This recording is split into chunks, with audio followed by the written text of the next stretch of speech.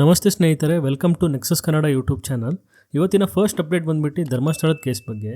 ನಾನು ಲಾಸ್ಟ್ ವೀಡಿಯೋದಲ್ಲಿ ಹೇಳಿದೆ ಕರ್ನಾಟಕ ಗೌರ್ಮೆಂಟು SIT ಫಾರ್ಮ್ ಮಾಡೋಕ್ಕೆ ಗ್ರೀನ್ ಸಿಗ್ನಲ್ ಕೊಟ್ಟಿದೆ ಅಂತ. ಬಟ್ ಕೆಲವೊಂದು ನ್ಯೂಸ್ ಮಾಧ್ಯಮಗಳು SITಯಿಂದ ಕೆಲವು ಅಧಿಕಾರಿಗಳು ಬಿಟ್ಟು ಹೋಗ್ತಾ ಇದ್ದಾರೆ ಅಂತ ಹೇಳ್ತಾ ಇದ್ರು. ಬಟ್ ಈ ಒಂದು ನ್ಯೂಸು ಫೇಕ್ ಆಗಿದೆ. ಹೌದು, ಈ ಇನ್ಫಾರ್ಮೇಷನ್ನು ಸುಳ್ಳು. ಹೋಮ್ ಮಿನಿಸ್ಟರ್ ಆದಂತಹ ಜಿ ಪರಮೇಶ್ವರ್ ಅವರಿಗೆ ಇದ್ರ ಬಗ್ಗೆ ಕೇಳಿದ್ದಾರೆ. ಅದಕ್ಕೆ ಜಿ ಪರಮೇಶ್ವರ್ ಅವರು ಏನು ಹೇಳಿದ್ದಾರೆ ಅಂದರೆ, SIT ಏನು ಫಾರ್ಮ್ ಆಗಿದೆಯಲ್ಲ, ಇದರಿಂದ ಯಾವುದೇ ಅಧಿಕಾರಿಗಳು ಬಿಟ್ಟು ಹೋಗ್ತಾ ಇಲ್ಲ. ಮತ್ತು ಇನ್ನೊಂದು ಇನ್ಫಾರ್ಮೇಷನ್ ಏನಂದರೆ, SIT ಏನು ಫಾರ್ಮ್ ಆಗಿದೆಯಲ್ಲ, ಈ SIT ಸೌಜನ್ಯ ಕೇಸ್ ಬಗ್ಗೆ ಏನು ಇನ್ವೆಸ್ಟಿಗೇಷನ್ ಮಾಡೋದಿಲ್ಲ ಅಂತೆ. ಈ ಒಂದು SIT ಬರೀ ಏನು ಧರ್ಮಸ್ಥಳದಲ್ಲಿ 100ಕ್ಕೂ ಹೆಚ್ಚು ಜನ ಹತ್ಯೆ ಮಾಡಿ ಹೂತಾಕಿದ್ದೀನಿ ಅಂತ ಹೇಳಿದ್ನಲ್ಲ, ಸೊ ಆ ಒಂದು ಕೇಸ್ ಬಗ್ಗೆ ಮಾತ್ರನೇ ಇನ್ವೆಸ್ಟಿಗೇಷನ್ ಮಾಡುತ್ತಂತೆ. ಸೌಜನ್ಯ ಕೇಸ್ ಬಗ್ಗೆ ಯಾವುದೇ ಕೂಡ ಇನ್ವೆಸ್ಟಿಗೇಷನ್ ಮಾಡೋದಿಲ್ಲ ಅಂತೆ. ಬಟ್ ಈ ಕೆಲವೊಂದು ನ್ಯೂಸ್ ಆ ಮಾಧ್ಯಮಗಳು ಏನಕ್ಕೆ ಈ ಥರ ಸುಳ್ಳು ಪ್ರಚಾರ ಮಾಡಿದ್ರು ಅಂತ ಗೊತ್ತಿಲ್ಲ. ನಿಮಗೆ ಇದ್ರ ಬಗ್ಗೆ ಏನು ಅನಿಸುತ್ತೆ ತಪ್ಪದೆ ಕಮೆಂಟ್ ಸೆಕ್ಷನಲ್ಲಿ ತಿಳಿಸಿ. ನೆಕ್ಸ್ಟ್ ಅಪ್ಡೇಟ್ ಬಗ್ಗೆ ಮಾತಾಡೋದಾದರೆ SMR gaming versus Kichcha 2 OP ಬಗ್ಗೆ. SMR ಗೇಮಿಂಗ್ ಅವರು ಏನು ಲೈವ್ ಸ್ಟ್ರೀಮ್ ಮಾಡ್ತಾರಲ್ಲ PUBG, ಅವಾಗ ಕರ್ನಾಟಕ ಸ್ಪೋರ್ಟ್ಸ್ ಬಗ್ಗೆ ಮಾತಾಡ್ತಿರುವಾಗ ಒಂದು ಮಾತು ಹೇಳ್ತಾರೆ. ಸುಮಾರು ಜನ ಯಾರು ಇವ್ರ ಜೊತೆ ಲೈವ್ ಸ್ಟ್ರೀಮಲ್ಲಿ ಆಡ್ತಾರಲ್ಲ, ಅವರಿಗೆ ಲೈಕ್ಸು ಮತ್ತು ಫಾಲೋವರ್ಸು ಆಟೋಮೆಟಿಕ್ಲಿ ಬರ್ತಾರೆ, ಅದು ನನ್ನಿಂದ. ಮತ್ತು ಕಿಚ್ಚ 2 OP ಅವರಿಗೂ ಕೂಡ ಅಷ್ಟೇ ಲೈಕ್ಸ್ ಆಗಿರ್ಬೋದು, ಫಾಲೋವರ್ಸ್ ಆಗಿರ್ಬೋದು, ಹೈಡ್ರಾ ಹೈಲೈಟ್ಸಲ್ಲಿ ನನ್ನ ಜೊತೆ ಆಡ್ತಿರುವಾಗ ಅವರಿಗೆ ಒಂದು ಬೂಸ್ಟ್ ಸಿಕ್ತು ಅಂತ ಹೇಳಿದ್ದಾರೆ. ಆ ತರ ನಮ್ಮ ಜೊತೆ ಯಾರೇ ಬಂದು ಆಡ್ಬಿಟ್ರು ಅವ್ರಿಗೆ ಆಟೋಮೆಟಿಕ್ ಆಗಿ ವಾಚಿಂಗ್ಗಳು, ವ್ಯೂಸ್ಗಳು, ಸಬ್ಸ್ಕ್ರೈಬರ್ಸ್ಗಳು ಹೋಗ್ಬಿಡುತ್ತೆ. ಬೇರೆಯವ್ರ ಬಗ್ಗೆ ಗೊತ್ತಿಲ್ಲ, ನನ್ನ ಜೊತೆ ಆಡಿದವ್ರಿಗೆ ಎಲ್ಲರಿಗೂ ಹೋಗುತ್ತೆ. ನನ್ನ ಜೊತೆ ಆಡಿದವ್ರಿಗೆ ಎಲ್ಲರಿಗೂ ಆಗಿದೆ, ಚೆನ್ನಾಗಿದ್ದಾರೆ. ಬೆಸ್ಟ್ ಎಕ್ಸಾಂಪಲ್ ಸ್ಪೋರ್ಟ್ಸ್ ಅಲ್ಲಿ ಬಂದ್ರೆ we can take Kichcha 2 OP after playing Hydra highlights. ನನ್ನ ಜೊತೆ ಆದ್ಮೇಲೆ ಕಿಚ್ಚ ನಿಮ್ಗೆಲ್ಲರಿಗೂ ಗೊತ್ತಾಗಿತ್ತು, if I am not wrong. So ಇದ್ರ ಬಗ್ಗೆ ತುಂಬ ಜನಕ್ಕೆ ನಿರಾಶೆ ಆಗಿದೆ, ಯಾಕಂದರೆ SMR ಅವ್ರು ಏನಕ್ಕೆ ಈ ಥರ ಹೇಳಿದ್ರು ಅಂತ. ಸೊ ಇದ್ರ ಕುರಿತಾಗಿ ಕಿಚ್ಚ 2 OP ಅವರು ತಮ್ಮ ಯೂಟ್ಯೂಬ್ ಚಾನಲಲ್ಲಿ ಲೈವ್ ಬರ್ತಾರೆ. ಟೈಟಲ್ ಬಂದುಬಿಟ್ಟು SMR ಗೇಮಿಂಗ್ ನನ್ನ ಬೆಳೆಸೋದ್ನ ಅಂತ.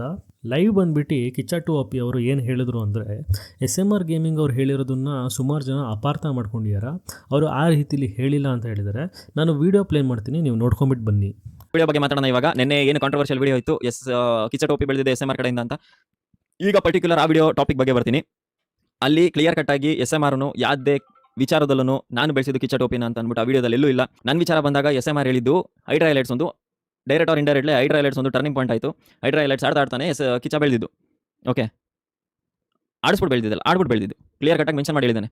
ಸೊ ಇಷ್ಟು ಕ್ಲಿಯರ್ ಕಟ್ ಆಗಿದೆ ಅಲ್ಲಿ ಗಾಯ್ಸ್. ದಯವಿಟ್ಟು ವಿಡಿಯೋದಲ್ಲಿ ನೋಡಿರೋರು ಫುಲ್ ನೋಡ್ರಿ, ಇಲ್ಲ ಅಂತಂದ್ರೆ ಸ್ಟ್ರೀಮಲ್ಲಿ ನೋಡಿರೋರಿಗೆ ಮಾತ್ರ ಅರ್ಥ ಆಗಿರುತ್ತೆ. ಅಲ್ಲಿ ಯಾವುದೇ ರೀತಿ ಹೇಟ್ ರೇಟ್ ಇರಲಿಲ್ಲ ಅಂತ ಅಂದ್ಬಿಟ್ಟು ಆ ವಿಡಿಯೋದಲ್ಲಿ ಮೇನ್ ಸೀನ್ ಆಗಿ ಏನಾಗಿತ್ತು ಅಂತಂದ್ರೆ, ವಿಡಿಯೋ ಕಮೆಂಟ್ಸ್ ಸಿಕ್ಕಾಬಟ್ಟೆ ಹೇಟ್ ಸಿತ್ತು SMR ಬಗ್ಗೆ. ನಾನು SMR ಯಾವ ಥರ ಇರ್ತೀವೋ ಹೊರಗೆ ಅಂತ ಅಂದ್ಬಿಟ್ಟು ನಿಮಗೆ ಗೊತ್ತಿರಲ್ಲ ಆ್ಯಕ್ಚುಲಿ. ನೆಕ್ಸ್ಟ್ ಅಪ್ಡೇಟ್ ಬಗ್ಗೆ ಮಾತಾಡೋದಾದರೆ, ಇದೊಂದು ತುಂಬಾ ಶಾಕಿಂಗ್ ನ್ಯೂಸ್ ಅಂತಲೇ ಹೇಳ್ಬೋದು.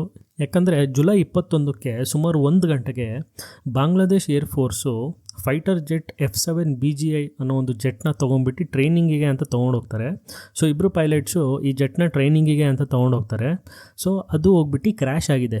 ಎಲ್ಲಿ ಕ್ರ್ಯಾಶ್ ಆಗಿದೆ ಅಂತ ಕೇಳೋದಾದರೆ, ಮೈಲ್ ಸ್ಟೋನ್ ಅನ್ನೋ ಒಂದು ಸ್ಕೂಲ್ ಆ್ಯಂಡ್ ಕಾಲೇಜ್ ಹತ್ರ ಕ್ರ್ಯಾಶ್ ಆಗಿದೆ. ಇದು ಬಾಂಗ್ಲಾದೇಶಿಂದು ಕ್ಯಾಪಿಟಲ್ ಇದೆಯಲ್ಲ ಢಾಕಾ, ಅದ್ರ ಹತ್ರ ಬರುತ್ತೆ ಅಂತೆ. ಬಟ್ ಏನಕ್ಕೆ ಕ್ರ್ಯಾಶ್ ಆಗಿದೆ ಅಂತ ಕೇಳೋದಾದರೆ, ಸಿಸ್ಟಮ್ ಫೇಲ್ಯೂರಿಂದ ಕ್ರ್ಯಾಶ್ ಆಗಿದೆ ಅಂತ ಹೇಳ್ತಾ ಇದ್ದಾರೆ. ಸೊ ಇದೊಂದು ತುಂಬಾ ಟ್ರ್ಯಾಜಿಕ್ ಇನ್ಸಿಡೆಂಟ್ ಅಂತ ಹೇಳ್ಬೋದು. ಯಾಕಂದರೆ 20 ಜನ ಸಾಗಿದೆ ಮತ್ತು 171 ಜನಕ್ಕೆ ಇಂಜುರಿ ಕೂಡ ಆಗಿದೆ ಅಂತೆ. ಬಟ್ ಒಬ್ಬರು ಪೈಲಟು ಇಜೆಕ್ಟ್ ಆಗಿದ್ದಾರೆ. ಏನು ಈ ಫೈಟರ್ ಜೆಟ್ಟಿಂದ ಒಬ್ಬರು ಪೈಲಟು ಇಜೆಕ್ಟ್ ಆಗಿಬಿಟ್ಟು ಹೊರಗಡೆ ಬಂದಿದ್ದಾರೆ. ಬಟ್ ಕೊನೆಗೆ ಅವರು ಲ್ಯಾಂಡ್ ಆದಾಗ ಅವರಿಗೆ ಇಂಜುರಿ ಆಗಿದೆ ಅಂತೆ. ಸೊ ಆ ಒಂದು ಕಾರಣದಿಂದ ಅವರು ಕೂಡ ಕೊನೆಗೆ ಹಾಸ್ಪಿಟಲಲ್ಲಿ ತೀರ್ಕೊಂಡಿದ್ದಾರೆ. ಏನಕ್ಕೆ 2025 ಇಷ್ಟೊಂದು ಏರ್ ಫ್ಲೈಟ್ ಕ್ರ್ಯಾಶ್ ಆಗ್ತಿದೆ ಅಂತಲೇ ಗೊತ್ತಾಗ್ತಾ ಇಲ್ಲ. ಸೊ ಇನ್ನೂ ನಮಗೆ ಮುಂದೆ ಏನೇನು ಕಾದಿದೆ ಅಂತ ನೋಡಬೇಕು. ನೆಕ್ಸ್ಟ್ ಅಪ್ಡೇಟ್ ಬಂದುಬಿಟ್ಟು ಚಂದ್ರಪ್ರಭಾ ಅವ್ರ ಬಗ್ಗೆ. ಸೊ ನೀವು ಇವ್ರನ್ನ ಸುಮಾರು TV ಶೋಸ್ಗಳಲ್ಲಿ ನೋಡಿರ್ತೀರ, ಮಜಾ ಭಾರತ ಆಗಿರ್ಬೋದು, ಮತ್ತು ಸುಮಾರು ಫಿಲ್ಮ್ ಇಂಡಸ್ಟ್ರಿಯಲ್ಲಿ ಕೂಡ ಇವರು ಸುಮಾರು ಮೂವೀಸ್ಗಳಲ್ಲಿ ಆ್ಯಕ್ಟ್ ಮಾಡಿದ್ದಾರೆ. ಬಟ್ ಇವಾಗ ಇವ್ರು ಏನು ಮಾಡ್ತಾರೆ ಅಂತ ನೀವು ಕೇಳೋದಾದರೆ ನಿಜವಾಗ್ಲೂ ಶಾಕ್ ಆಗ್ತೀರಾ. ಹೌದು, ಚಂದ್ರಪ್ರಭಾ ಅವರು ಗಾರೆ ಕೆಲಸ ಮಾಡ್ತಾ ಇದ್ದಾರೆ. ಸೊ ಏನಕ್ಕೆ ಈ ವೃತ್ತಿನ ಇವರು ಮಾಡ್ತಾ ಇದ್ದಾರೆ ಅಂತ ನೀವು ಕೇಳೋದಾದರೆ, ಯಾವುದೇ ಅವಕಾಶಗಳು ಸಿಗದ ಕಾರಣದಿಂದ ಸೊ ಚಂದ್ರಪ್ರಭಾ ಅವರು ಗಾರೆ ಕೆಲಸ ಮಾಡ್ತಾ ಇದ್ದಾರಂತೆ.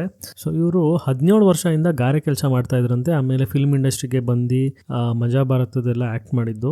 ಬಟ್ ಇವಾಗ ಮತ್ತೆ ವಾಪಸ್ಸು ಯಾವುದೇ ಅವಕಾಶಗಳು ಸಿಗ್ತಾ ಇಲ್ಲ ಅಂತ ಇವರಿಗೆ ಮೂವೀಸಲ್ಲಿ. ಸೊ ಹಂಗಾಗಿ ಇವರು ಲಾಸ್ಟ್ 2 ಮಂತ್ಸಿಂದ ಗಾರೆ ಕೆಲಸ ಮಾಡ್ತಾ ಇದ್ದಾರೆ. ಸೊ ಇದು ತುಂಬಾ ಒಂದು ಬೇಜಾರು ಸಂಗತಿ ಅಂತಲೇ ಹೇಳ್ಬೋದು. ಯಾಕಂದರೆ ಒಬ್ಬ ಒಳ್ಳೆ ಕಲಾವಿದನಿಗೆ ಈ ಪರಿಸ್ಥಿತಿ ಬರೋದು ಯಾರಿಗೂ ಕೂಡ ಸಹಿಸಕ್ಕೆ ಆಗೋದಿಲ್ಲ. ನೆಕ್ಸ್ಟ್ ಅಪ್ಡೇಟ್ ಬಂದುಬಿಟ್ಟು ಯೂಟ್ಯೂಬರ್ ವರುಣ್ ಆರಾಧ್ಯ ಅವ್ರ ಬಗ್ಗೆ. ಸೊ ಇವರು ರೀಸೆಂಟ್ಲಿ ಒಂದು ವ್ಲಾಗ್ನ ಅಪ್ಲೋಡ್ ಮಾಡ್ತಾರೆ.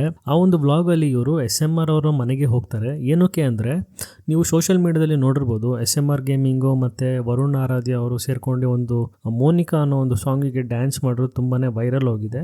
ಸೊ ಆ ಒಂದು ಡ್ಯಾನ್ಸ್ ಪ್ರಾಕ್ಟೀಸಿಗೋಸ್ಕರ SMR ಗೇಮಿಂಗ್ ಮನೆಗೆ ಹೋಗಿರ್ತಾರೆ. ಸೊ ಅಲ್ಲಿಗೆ SMR ಗೇಮಿಂಗ್ ಮನೆಗೆ ಸಿಮ್ರನ್ ಅವರು ಕೂಡ ಬರ್ತಾರೆ. ಆವಾಗ ವರುಣ್ ಆರಾಧ್ಯ ಅವ್ರು ಕೇಳ್ತಾರೆ, ಏನು ನಿಮ್ಮಿಬ್ಬರು ಮಧ್ಯೆ ತುಂಬ ಏನೋ ನಡೀತಾ ಇದೆಯಾ ಅಂತಲ್ಲ, ನೀವಿಬ್ಬರು ಏನು ಗರ್ಲ್ ಫ್ರೆಂಡ್ ಬಾಯ್ ಫ್ರೆಂಡಾ ಅಂತ ಕ್ವಶನ್ ಕೇಳ್ತಾರೆ. ಸೊ ಅದಕ್ಕೆ SMR ಗೇಮಿಂಗ್ ಅವರು ಏನು ಹೇಳಿದ್ದಾರೆ ನೀವೇ ನೋಡ್ಕೊಂಬಿಟ್ಟು ಬನ್ನಿ. ಇಬ್ರು ಲವರ್ಸಾ? ಇವಾಗ ನೀವು ತುಂಬಾ ಜನ ಹುಡುಗಿರ ಜೊತೆ ಮಾಡ್ತೀರಾ, ಎಲ್ಲರೂ ನಿಮ್ lovers. There are so many products in the market. ನಮಗೆ ಯಾವ್ದು ಬೆಸ್ಟ್ ಅನ್ಸುತ್ತೆ ಪ್ರಾಡಕ್ಟ್, ನಾವು ಅದ್ರ ಜೊತೆ ಅಟ್ಲೀಸ್ಟ್ ಆ ಪ್ರಾಡಕ್ಟ್ ನ ತಗೊಂಡು. ನೆಕ್ಸ್ಟ್ ಅಪ್ಡೇಟ್ ಬಂದ್ಬಿಟ್ಟು ವೈಸ್ ಪ್ರೆಸಿಡೆಂಟ್ ಆದಂಥ ಜೈದೀಪ್ ಢಂಕರ್ ಅವರು ರಿಟೈರ್ಮೆಂಟ್ ತೊಗೊಂಡಿದ್ದಾರೆ. ಹೌದು, ಜುಲೈ 21ಕ್ಕೆ ಇವರು ತಮ್ಮ ರೆಸಿಗ್ನೇಷನ್ ಲೆಟರ್ನ ಪ್ರೆಸಿಡೆಂಟ್ ಆದಂಥ ದ್ರೌಪದಿ ಮುರ್ಮು ಅವರಿಗೆ ಕಳಿಸಿದ್ದಾರೆ. ಮತ್ತು ಜುಲೈ 22ಕ್ಕೆ ಇವರಿಗೆ ಅಫಿಷಿಯಲ್ ಆಗಿ ರಿಟೈರ್ಮೆಂಟ್ ಸಿಕ್ಕಿದೆ. ಏನಕ್ಕೆ ಇವರು ಈ ಸಡನ್ನಾಗಿ ರಿಟೈರ್ಮೆಂಟ್ ತೊಗೊಂಡ್ರು ಅಂತ ಕೇಳೋದಾದರೆ, ಇವರಿಗೆ ಸ್ವಲ್ಪ ಆರೋಗ್ಯ ಸಮಸ್ಯೆ ಇತ್ತಂತೆ. ಬಟ್ ಅಪೋಸಿಷನ್ ಪಾರ್ಟಿಯವರು ಇದನ್ನು ಒಪ್ತಾ ಇಲ್ಲ. ಆರೋಗ್ಯ ಸಮಸ್ಯೆ ಇದ್ದಿದ್ದರೆ ಜುಲೈ 21ಕ್ಕೆ ರಾಜ್ಯಸಭೆ ಏನಕ್ಕೆ ಅಟೆಂಡ್ ಆಗಬೇಕಿತ್ತು, ಮುಂಚಿನ ರೆಸಿಗ್ನೇಷನ್ ತೊಗೊಳ್ಬೋದಿತ್ತಲ್ಲ ಅಂತ ಹೇಳ್ತಾ ಇದ್ದಾರೆ. ಜೈದೀಪ್ ಢಂಕರ್ ಅವ್ರದ್ದು ಪಾಸ್ಟ್ ನೋಡೋದಾದರೆ, ಇವರು 2022ರಲ್ಲಿ ವೈಸ್ ಪ್ರೆಸಿಡೆಂಟ್ ಆಗ್ತಾರೆ. ಮತ್ತು 2024 ಡಿಸೆಂಬರಲ್ಲಿ ಕಾಂಗ್ರೆಸ್ ಲೆಡ್ ಇಂಡಿಯಾ ಗೌರ್ಮೆಂಟು ಇವ್ರ ಮೇಲೆ ನೋ ಕಾನ್ಫಿಡೆನ್ಸ್ ಮೋಷನ್ನ ಪಾಸ್ ಮಾಡ್ತಾರೆ. ಏನಕ್ಕಂದರೆ ಇವರು ಪಕ್ಷಪಾತ ತುಂಬ ಮಾಡ್ತಾ ಇದ್ದಾರೆ, BJPಗೆ ತುಂಬ ಸಪೋರ್ಟ್ ಮಾಡ್ತಾರೆ ಅಂತ ಇವ್ರ ಮೇಲೆ ನೋ ಕಾನ್ಫಿಡೆನ್ಸ್ ಮೋಷನ್ ಪಾಸ್ ಮಾಡಿದರು. ಬಟ್ ಅದರಿಂದ ಅವರು ಆಚೆ ಬಂದಿದ್ದರು. ಬಟ್ ಇವಾಗ ಸಡನ್ನಾಗಿ ರಿಟೈರ್ಮೆಂಟ್ ತೊಗೊಂಡಿರೋದು ಅಂದರೆ ಇವ್ರದ್ದು ಟರ್ಮ್ ಇನ್ನೂ 2027 ತನಕ ಇತ್ತು. ಬಟ್ ಮಧ್ಯದಲ್ಲೇ ರಿಟೈರ್ಮೆಂಟ್ ತೊಗೊಂಡಿರೋದು ಸುಮಾರು ಜನಕ್ಕೆ ಕನ್ಫ್ಯೂಷನ್ ಆಗಿದೆ. ಸೊ ಏನೊಂದು ರಿಟೈರ್ಮೆಂಟ್ ತೊಗೊಂಡಿರಲ್ಲ, ಮುಂದೆ ಬರ್ತಿರೋವಂಥ ಬಿಹಾರ್ ಎಲೆಕ್ಷನ್ಸಿಗೆ ಏನಾದರೂ ಲಿಂಕ್ ಇದೆಯಾ ಗೊತ್ತಿಲ್ಲ. ಸೊ ಇದಾಗಿತ್ತು ಇವತ್ತಿನ ಟಾಪ್ ಟ್ರೆಂಡಿಂಗ್ ನ್ಯೂಸ್. ನೀವೇನಾದರೂ ನಮ್ಮ ವೀಡಿಯೋನ ಲೈಕ್ ಮಾಡಿಲ್ಲ ಅಂದರೆ ಲೈಕ್ ಮಾಡಿ, ಶೇರ್ ಮಾಡಿ ಮತ್ತು ಸಬ್ಸ್ಕ್ರೈಬ್ ಮಾಡಿ ಅಂತ ಹೇಳ್ತಾ ಥ್ಯಾಂಕ್ ಯು.